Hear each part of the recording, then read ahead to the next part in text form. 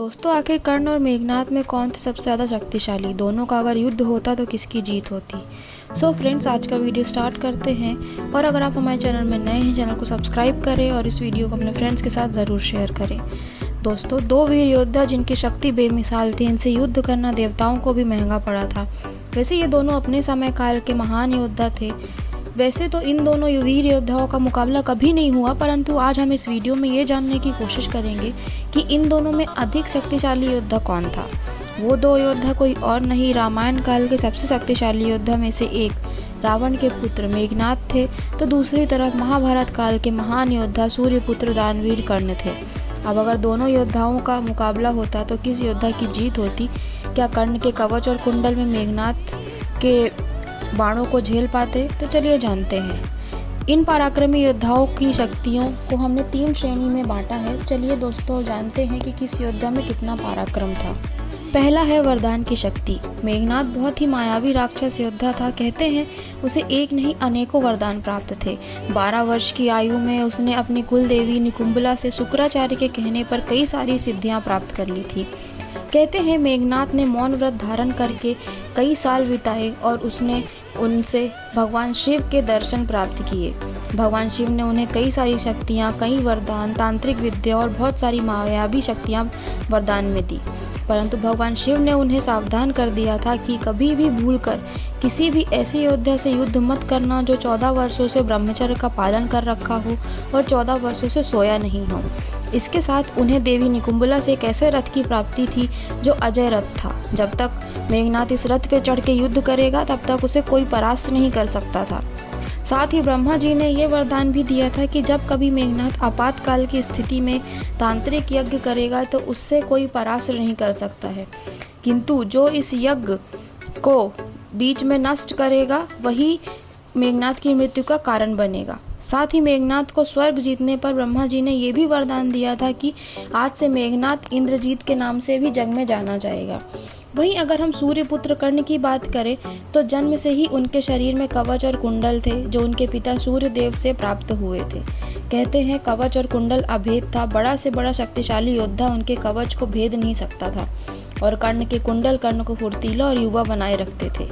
दरअसल कवच और कुंडल अमृत से निर्मित हुए थे, जिससे कर्ण को सीधे तौर पर हरा पाना नामुमकिन था।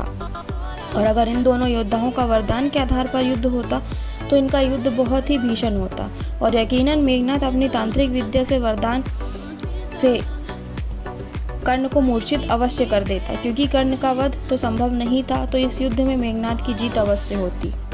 दोस्तों, दूसरा है दिव्य अस्त्रों शस्त्रों का ज्ञान। मेघनाद की बात की जाए तो उन्होंने असुरों के गुरु शुक्राचार्य से शिक्षा ली थी। उन्हीं के बलबूते उन्होंने त्रिदेव से कई सारे दिव्य अस्त्र प्राप्त किए थे। साथ ही शुक्राचार्य ने उन्हें 7 महायज्ञों की दीक्षा दी थी, जिसमें एक यज्ञ ऐसा था जिसे कर पाना बहुत ही कठिन था। और मेघनाद का नाम उन योद्धाओं में लिया जाता है जो आदिकाल से इस यज्ञ को करने में सफल हो पाए थे। इनमें से एक था वैष्णव यज्ञ, जिसे केवल भगवान विष्णु और मेघनाद ही संपन्न कर पाए थे। वहीं अगर हम बात करें कर्ण की तो उन्होंने भी सब वैष्णव यज्ञ को किया था, वो भी महाभारत में। दोस्तों, कहते हैं कि कर्ण ने झूठ बोलकर खुद परशुराम जी से शिक्षा प्राप्त की थी। परशुराम ने उन्हें अनेकों अस्त्र शस्त्र का ज्ञान दिया था। उनके पास बहुत सारे महान अस्त्र थे और परशुराम जी ने उन्हें विजय धनुष भी दिया था। वहीं अगर इन दोनों का मुकाबला दिव्य अस्त्र के आधार पर होता तो कर्ण के पास सभी दिव्य अस्त्र का जवाब था, और अगर गलती से कर्ण को कोई दिव्य अस्त्र लग भी जाता तो उनके कवच और कुंडल उसको बचा लेते। ऐसे में दिव्य अस्त्र के मुकाबले में कर्ण की जीत होती। अब हम बात करते हैं तीसरे मुकाबले रण कौशल की। दोस्तों, आप जानते हैं कि मेघनाद में सभी देवताओं को परास्त करके इंद्र को बंदी बना लिया था और इंद्रजीत के नाम से जाना जाता था। कहते हैं मेघनाद ने अपने बल से रावण की कई सारी जीत दिलवाई थी। लंका का सबसे शक्तिशाली सेनापति था। दोस्तों, कहा जाता है मेघनाद अपने पूरे जीवन काल में एक बार ही पराजित हुआ था, और वो भी अपने आखिरी युद्ध में, जहां उसकी हार और मृत्यु लक्ष्मण के साथ हुई थी। वहीं बात की जाए कर्ण की तो कर्ण बहुत ही बलशाली योद्धा था। वो महाभारत का इकलौता योद्धा था जिसने दिग्विजय यात्रा की उपलब्धि को हासिल किया था। कर्ण चारों दिशाओं में संपूर्ण जगत को जीत लिया था।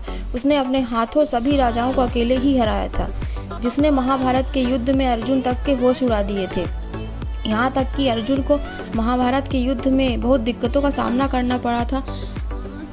भगवान कृष्ण ने इंद्र का सहारा लिया तभी कर्ण का वध संभव हो पाया। इसके पहले इंद्र ने कर्ण से उसके दिव्य कवच और कुंडल मांग लिए थे और कर्ण इतने बड़े दानवीर थे कि उनको पता था कि ये देने से उनकी मृत्यु हो सकती है, परंतु वो पीछे नहीं हटे और अपना कवच और कुंडल दान दे दिया। और अब अगर इस आकलन को देखें तो दोनों के युद्ध में किसी की भी जीत या हार नहीं होती, क्योंकि दोनों के पास अस्त्र शस्त्र वरदान सब कुछ था। और यही वो दो योद्धा हैं जिन्होंने वैष्णव यज्ञ को भी संपन्न किया था। सो दोस्तों, आप कमेंट करके ज़रूर बताएं कि किसकी जीत हो सकती थी। आज की वीडियो में इतना ही, जल्द मिलेंगे न्यू वीडियो के साथ।